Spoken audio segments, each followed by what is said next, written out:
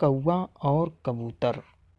प्राचीन भारत में कई बार लोग पक्षियों के आवागमन के लिए घर के आसपास दाने से भरकर टोकरियां लटका रखते थे। राजा के कोषाध्यक्ष के रसोइयों ने भी ऐसा कर रखा था। उन्हीं टोकरियों में से एक में एक कबूतर ने डेरा जमा रखा था, जो रात भर तो उसमें रहता, फिर शाम ढलते ही वापस अपनी टोकरी में लौट जाता। एक दिन एक कौवा भी वहां के रसोई घर से आती हुई पकते मांसाहारी की सुगंध से आकर्षित हो कबूतर की टोकरी में आ बैठा और प्रेम पूर्वक वार्तालाप करने लगा।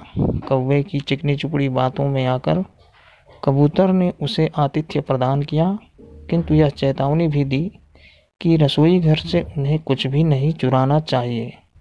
रसोइयों ने जब दोनों पक्षियों को साथ साथ देखा तो उन्होंने तत्काल कौवे की लिए भी एक टोकरी कबूतर की टोकरी के पास लटका दी, यह सोचते हुए कि ऐसा करने से दोनों मित्रों को बातचीत करते रहने के और भी अच्छे अवसर मिलेंगे। दूसरे दिन कबूतर जब तड़के ही उड़कर दूर निकल गया तो कौवा अपने वास स्थान पर दुबका पड़ा रहा। उस दिन रसोइयों ने मछली पकाना आरंभ किया। पकती मछली की सुगंध से कौवे के मुख में पानी भर भर आता। समय समय पर वह टोकरी के बाहर सिर निकालता और मांस चुराने का मौका तलाशता।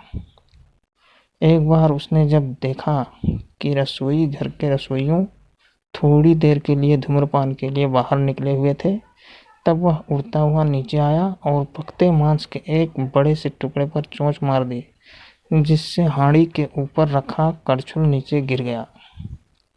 गिरे करछुल की आवाज सुन एक रसोइया दौड़ता हुआ नीचे आया और कौवे की चोरी पकड़ ली।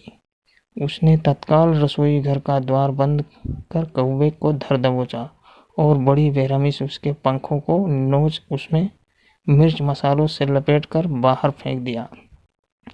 थोड़ी ही देर में कौवे के प्राण निकल गए। शाम को कबूतर जब अपने निवास स्थान को लौटा तो उसने कौवे के पंख और मृतदेह को बाहर फेंका हुआ पाया। उसने तत्काल समझ लिया कि कौवा अपने लोभ का शिकार हो चुका था। कबूतर एक समझदार और दूरदर्शी पक्षी था। वह तत्काल उस स्थान को छोड़ दूसरे स्थान को प्रस्थान कर गया, क्योंकि हर कोई अपने साथियों की मूर्खता के दंड का भागी हो सकता है। दोस्तों, कहानी अच्छी लगी तो वीडियो को सब्सक्राइब करें।